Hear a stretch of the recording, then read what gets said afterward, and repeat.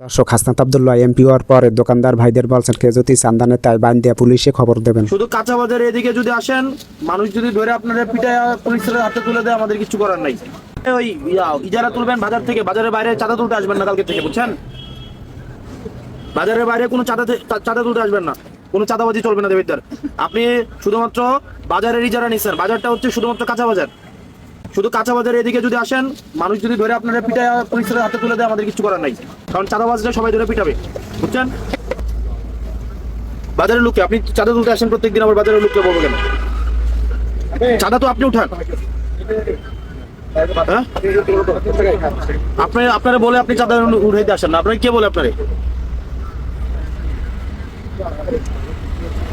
কোন ডিলার?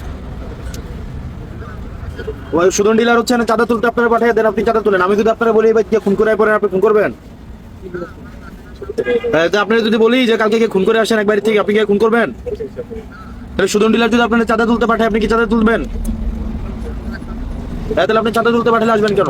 আপনি কালকে থেকে যেন না দেখি। আর এখানে দোকানদার আপনারা যারা আছেন, কালকে যদি চাঁদার জন্য আসে বাইন্দা রাখবেন, একদম। যে চাঁদা তুলতে আসবে বাইন্দা, এই জসিম নিয়ে নাম ওরা বাইন্দা রাখবেন, বাইন্দা পুলিশ খবর দেবেন, বুঝছেন?